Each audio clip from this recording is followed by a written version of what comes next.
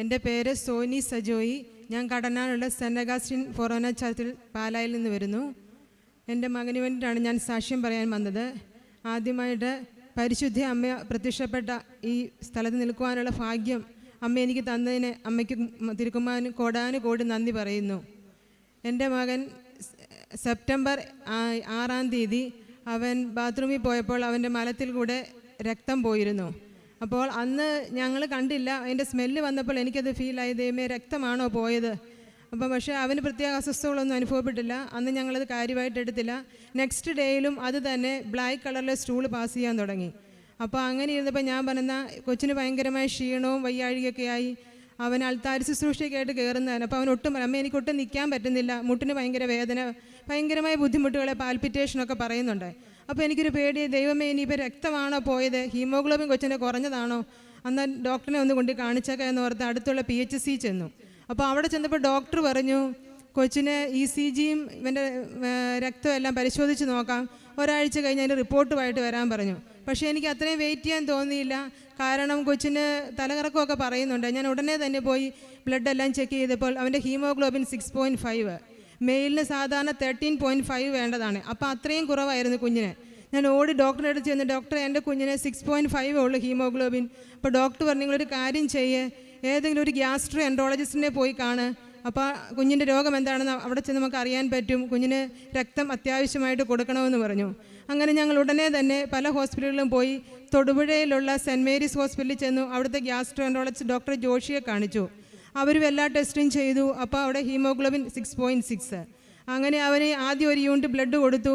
അവൻ്റെ ഹീമോഗ്ലോബിൻ 7.2. അപ്പോൾ സാധാരണ രക്തം കൊടുത്തു കഴിഞ്ഞാൽ അറ്റ്ലീസ്റ്റ് ഒരു 9.5 വരും. ഇവൻ എന്ത് ചെയ്താൽ കൂടുന്നില്ല. അങ്ങനെ 3 യൂണിറ്റ് ബ്ലഡ് കൊടുത്തു.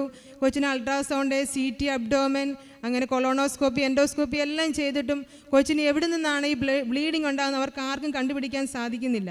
അപ്പോൾ ഡോക്ടർ പറഞ്ഞു ഒരു കാര്യം ചെയ്യാം, ഇവനൊരു മെക്കൽ സ്കാൻ ഉണ്ട്, അത് പോയി നമുക്ക് ആരിത്താസിൽ പോയി ചെയ്ത് നോക്കാൻ, ചിലപ്പോൾ ഈ ഏജിലുള്ള പിള്ളേർക്കുണ്ടാകുന്ന രോഗമാണ്, അപ്പോൾ അതൊന്ന് കൊണ്ട് ചെന്ന് ചെക്ക് ചെയ്യാൻ പറഞ്ഞു. അങ്ങനെ ഞാൻ കാരിത്താസിൽ ചെന്നു. അവിടെ ചെന്ന് കഴിഞ്ഞപ്പോൾ അവരെ ടെസ്റ്റ് ചെയ്തപ്പം ഒരു 3/4 മണിക്കൂറോളം എടുത്തു. അപ്പോൾ അവന് കൊച്ചിന് മെക്കൽസ് ഒന്നുമല്ല, ഒരു കുഴപ്പവും ഇല്ല എന്ന് പറഞ്ഞു. അപ്പോൾ ഞാൻ ഡോക്ടറെ വിളിച്ച്, ഡോക്ടറെ ഇവർ പറയുന്നത് മെക്കൽസ് അല്ല, ഒരു കുഴപ്പവും ഇല്ല എന്ന് പറയുന്നു. അപ്പോൾ ഡോക്ടർ ഒരു കാര്യം ചെയ്യും, നിങ്ങൾ എത്രയും പെട്ടെന്ന് ലിസി ഹോസ്പിറ്റലിൽ പോകാൻ പറഞ്ഞു. അങ്ങനെ മോനെയും കൊണ്ട് ലിസി ഹോസ്പിറ്റലിൽ ചെന്നു. അവിടെ ചെന്ന് കഴിഞ്ഞപ്പോൾ അവരും എല്ലാം ടെസ്റ്റുകളെല്ലാം ചെയ്ത് നോക്കി. അപ്പോൾ അവിടെ ചെല്ലുമ്പോഴെങ്കിലും കുഞ്ഞിന് രോഗം എന്താണെന്ന് കണ്ടുപിടിക്കാമെന്ന് ഓർത്തു. പക്ഷേ അവിടെയും വീണ്ടും കൊച്ചിനെ റിപ്പീറ്റ് കൊളോണോസ്കോപ്പി, എൻഡോസ്കോപ്പി എല്ലാം ചെയ്തു. അവരും പറയുന്നുണ്ട് കൊച്ചിൻ്റെ ചെറുകുടൽ 8 മീറ്റർ നീളത്തിൽ കിടക്കുന്നതാണ്, അപ്പോൾ അത് എവിടെ നിന്നാണ് കറക്റ്റ് ബ്ലീഡിങ് കണ്ടുപിടിക്കാൻ പറ്റുന്നില്ലെന്ന്. അപ്പോൾ ഈ സമയത്തെല്ലാം എൻ്റെ ഹസ്ബൻഡിൻ്റെ മമ്മി വീട്ടിൽ നിന്ന് കണ്ടിന്യൂ അച്ഛൻ്റെ പ്രസംഗങ്ങളും മാതാവിൻ്റെ പല സാക്ഷ്യങ്ങളും കേട്ടുകൊണ്ടേയിരുന്നു. അപ്പോൾ ഞാൻ എപ്പോഴും ഈ സഞ്ചാരി മാതാവെന്ന് ഞാനും എപ്പോഴും സാക്ഷ്യം കേൾക്കുമായിരുന്നു. സഞ്ചാരി മാതാവിൻ്റെ ഒരു അനുഗ്രഹം എനിക്കും വേണം, ഞാൻ ഒത്തിരി ആഗ്രഹിച്ചു. അങ്ങനെ ഞാനും പ്രാർത്ഥിച്ചു. അപ്പോൾ അതിനുശേഷം എൻ്റെ കുഞ്ഞിന് ബ്ലീഡിങ് ഇങ്ങനെ ആകുന്നുണ്ട്. ബ്ലീഡിങ് ആയിട്ട് പോകുന്നില്ല, അവൻ്റെ മലത്തിൻ്റെ കളർ എപ്പോഴും ബ്ലാക്ക് കളർ സ്റ്റൂളാണ്. അപ്പം കൊളോണോസ്കോപ്പി ചെയ്ത് പറഞ്ഞ് നല്ല ബ്ലീഡിങ് കൊച്ചിനുണ്ട് എന്ന് പറഞ്ഞു. അപ്പം ഞങ്ങൾ അങ്ങനെ അവിടെ ചെന്ന് ICUയിൽ ഇവൻ കിടക്കുമ്പോൾ ഇവൻ എന്നോട് പറഞ്ഞു. അത് കഴിഞ്ഞപ്പോൾ ഇവരെല്ലാ സ്കാനിങ് ഇവർ അറ്റ്ലീസ്റ്റ് ലാസ്റ്റ് ഇവർ പറഞ്ഞു ഇനി ഒരു സ്കാനൂടെ ഉണ്ട്, അപ്പോൾ ആ സ്കാനൂടെ നമുക്ക് ചെയ്ത് നോക്കാം. ആ സ്കാൻ ചെയ്തതിന് ശേഷം നമുക്ക് കറക്റ്റ് എവിടെ ആയെന്ന് പോയിന്റ് കണ്ടുപിടിക്കാൻ പറ്റും ബ്ലീഡിങ്ങിൻ്റെ എന്ന് പറഞ്ഞു. അപ്പോൾ ഞങ്ങൾ ആ സ്കാനിങ്ങിന് വേണ്ടി കൊച്ചിനെ കിടത്തി. കൊച്ചിന് കുറേ മരുന്നുകളൊക്കെ കുടിക്കണമായിരുന്നു. അപ്പോൾ അവനൊട്ടും പറ്റുന്നില്ല, അത് മുഴുവൻ അവൻ ഛർദ്ദിക്കുന്നു.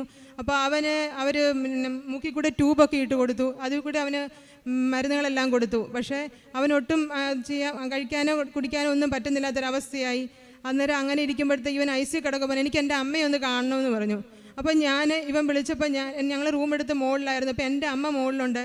അപ്പം കുഞ്ഞിൻ്റെ അടുത്തോട്ട് ഞാൻ ചെന്നു. ഞാൻ അവിടെ ചെല്ലുമ്പോഴത്തേക്ക് അവിടുത്തെ ഒരു EG ടെക്നീഷ്യൻ, അപ്പോൾ ICUയിലെ ഒരു പേഷ്യൻറ്റിനെ EG ചെയ്യാൻ വേണ്ടി വന്നതാണ്. അപ്പം ഞാൻ അവിടെ നിൽക്കുമ്പം ഈ പുള്ളിക്കാരത്തി EG ചെയ്യാതെ ആ പേഷ്യൻറ്റിനെ കാണാൻ നേരിട്ട് എൻ്റെ അടുത്ത് വന്നിട്ട് ചോദിച്ചു, മോന് കൃപാസന മാതാവിൻ്റെ തേൻ വേണോ എന്ന് ചോദിച്ചു. അപ്പോൾ ഞാൻ പറഞ്ഞു എൻ്റെ അമ്മ ഇവിടെ സഞ്ചാരി മാതാവ് ഇവിടെ വന്നിട്ടുണ്ട്, എനിക്ക് പൂർണ്ണ വിശ്വാസമായി, എൻ്റെ കുഞ്ഞിന് പൂർണ്ണ സൗഖ്യം കിട്ടി. കാരണം എൻ്റെ മമ്മി ഇവിടുന്ന് കണ്ടിന്യൂ ഒരു ആഹാരം പോലും ഉണ്ടാക്കാൻ മമ്മി കണ്ടിന്യൂ കുഞ്ഞിന് വേണ്ടി പ്രാർത്ഥിച്ചുകൊണ്ടിരിക്കുക. അപ്പോൾ അമ്മയാണ് ഈ തേൻ കൊടുത്തു വിട്ടത്. എനിക്ക് പൂർണ്ണ വിശ്വാസം വന്നു. അതേ സെയിം ടൈമിൽ തന്നെ എൻ്റെ അമ്മ മുകളിൽ ഇരിക്കുമ്പോൾ അവിടുത്തെ ആ വാർഡിലെ ഹെഡ് നേഴ്സ് അമ്മയോട് വന്ന് പറഞ്ഞു, ആൻറ്റി ഈ കൃപാസന പത്രം കൊടുത്തിട്ട് പറഞ്ഞു, ആൻറ്റി ഈ പത്രം കണ്ടിന്യൂ വായിച്ചുകൊണ്ടിരിക്കുക, എന്നിട്ട് പ്രാർത്ഥിച്ചാൽ മതി, കുഞ്ഞിൻ്റെ രോഗം എന്താണെന്ന് കണ്ടുപിടിക്കാൻ പറ്റും ആൻറ്റി എന്ന് പറഞ്ഞു. അപ്പോൾ അങ്ങനെ രണ്ടുപേരും ഒരേ സമയത്താണ് ഈ രണ്ട് കാര്യങ്ങളും, ഈ തേൻ കിട്ടിയതും അത് കൊടുപ്പിന്. ആക്ച്വലി തേൻ കൊടുക്കാൻ പറ്റത്തില്ല, ഇവന് NP ആണ്, ഒന്നും കഴിക്കാൻ പറ്റില്ല. പക്ഷെ ഞാൻ പറഞ്ഞു എനിക്ക് പൂർണ്ണ വിശ്വാസമുണ്ട്, എൻ്റെ സഞ്ചാരി മാതാവ് എൻ്റെ കുഞ്ഞിന് തേനും കൊണ്ട് നേരിട്ട് വന്ന് തന്നിരിക്കുകയാണ്, എൻ്റെ കുഞ്ഞിന് പൂർണ്ണ സൗഖ്യം കിട്ടിയെന്ന്. എൻ്റെ കുഞ്ഞിന് വേണ്ട തേന്, കാരണം എന്നു വെച്ചാൽ അവൻ്റെ ഉള്ളിലാണ് പ്രോബ്ലം, അത് കണ്ടുപിടിക്കാൻ പറ്റുന്നില്ലല്ലോ. അപ്പോൾ ആ തേൻ കൊടുത്ത കുഞ്ഞിന് സൗഖ്യം കിട്ടും ഞാൻ പൂർണ്ണമായിട്ട് വിശ്വസിച്ചു. അപ്പോൾ അങ്ങനെ ആ തേൻ കുടിച്ചു. അപ്പം ഡോക്ടർ പറഞ്ഞു, അപ്പം ഞാൻ പറഞ്ഞു, ഡോക്ടറെ ഇനി കുഞ്ഞിന് ഒരു സ്കാനിങ്ങും ചെയ്യണ്ട, ഇനി കുഞ്ഞിന് ഒരു സർജറി ചെയ്യണം. ഈ മെക്കൽസ് ആണോ ഇല്ല ആണെന്ന് അറിയത്തില്ല, നമുക്ക് സർജറി ചെയ്ത് നോക്കാം. കുഞ്ഞിന് വയർ ഓപ്പൺ ചെയ്തതിന് ശേഷം അവരതിൽ കൂടി എൻഡോസ്കോപ്പി മെഷീൻ കടത്തി വിട്ടിട്ട് ഈ എവിടുന്നാണ് ബ്ലീഡിങ് എന്നുള്ള കറക്റ്റ് സ്ഥലം കണ്ടുപിടിക്കാൻ വേണ്ടി നമുക്ക് ചെയ്യാമെന്ന് പറഞ്ഞു. പക്ഷേ ഇത് 100% വിജയിക്കുമെന്ന് അറിയത്തില്ല, എങ്കിലും ചെയ്യാമെന്ന് പറഞ്ഞു. ഞാൻ പറഞ്ഞു, ഡോക്ടർ എനിക്ക് പൂർണ്ണ വിശ്വാസം, കാരണം എൻ്റെ മാതാവ് എനിക്കിവിടെ തേൻ കൊണ്ട് തന്നു. അപ്പോൾ എനിക്ക് പൂർണ്ണ വിശ്വാസം എൻ്റെ കുഞ്ഞിനെ അകത്ത് ചെല്ലേണ്ട കാര്യം ചെന്നിട്ടുണ്ട്.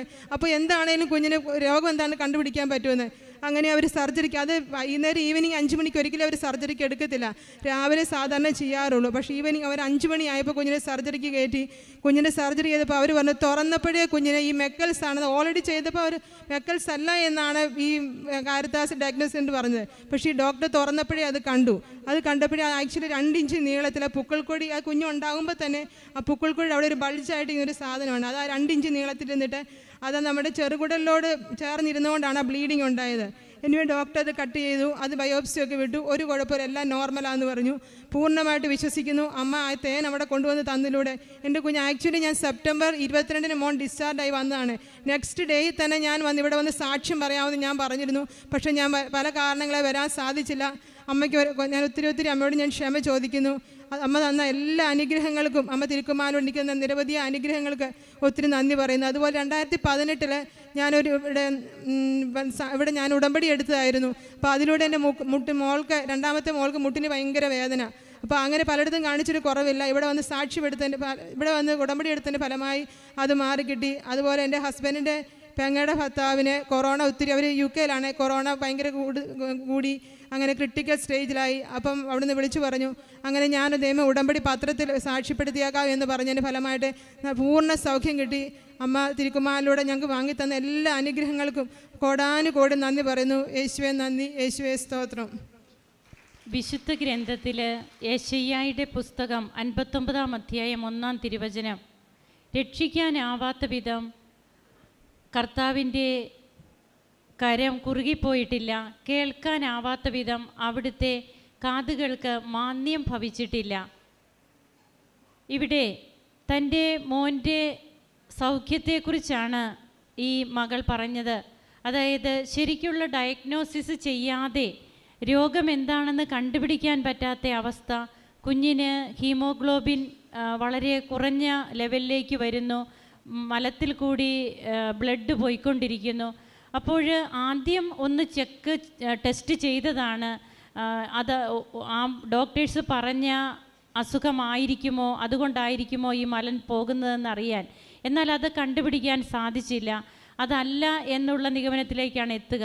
എന്നാൽ വീണ്ടും ഇവരുടെ പ്രാർത്ഥനയും അതുപോലെ തന്നെ ഉടമ്പടി ധ്യാനങ്ങൾ, ബഹുമാനപ്പെട്ട ജോസഫ് അച്ഛൻ്റെ ധ്യാന പ്രസംഗങ്ങൾ, അതെല്ലാം ഇവർ കണ്ടിന്യൂസ് ആയിട്ട് കുടുംബം ഒന്നിച്ചിരുന്ന് ഇവർ പ്രാർത്ഥനയോടെ അതിൽ പങ്കെടുക്കുകയാണ്.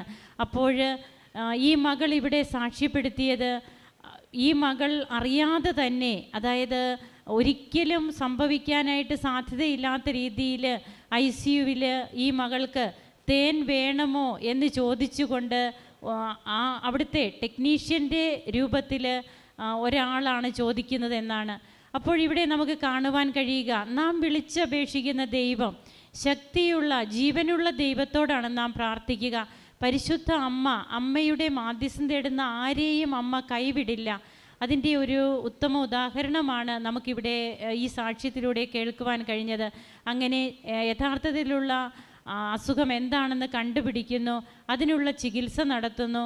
അതോടെ ആ മകൻ്റെ അസ്വസ്ഥതകളൊക്കെ മാറുകയാണ്, ആ മകന് പൂർണ്ണ സൗഖ്യം കിട്ടുകയാണ്. അപ്പോൾ നാം വിളിച്ചപേക്ഷിക്കുമ്പോൾ നമ്മെ കാത്തിരിക്കുന്ന ഒരു ദൈവത്തിൻ്റെ അടുത്താണ് നാം പ്രാർത്ഥിക്കുക. പരിശുദ്ധ അമ്മ നമുക്ക് വേണ്ടി മാധ്യസ്ഥം വഹിക്കുന്ന അമ്മയാണ്. അപ്പോൾ ഇവിടെ നമുക്ക് കാണുവാൻ കഴിയുക അമ്മയുടെ സാന്നിധ്യം, അതായത് ഉടമ്പടി എടുക്കുന്ന ഓരോ മക്കളോട് കൂടെയുമുള്ള പരിശുദ്ധ അമ്മയുടെ സാന്നിധ്യം, അത് ഉടമ്പടിയുടെ ഒരു പ്രധാനപ്പെട്ട ഘടകമാണ്. അപ്പോൾ ഇവിടെ നിന്നൊക്കെ നമുക്ക് മനസ്സിലാകുക, സാക്ഷ്യങ്ങളിൽ നിന്നും നമുക്ക് മനസ്സിലാകുക, it is not by merit but by grace.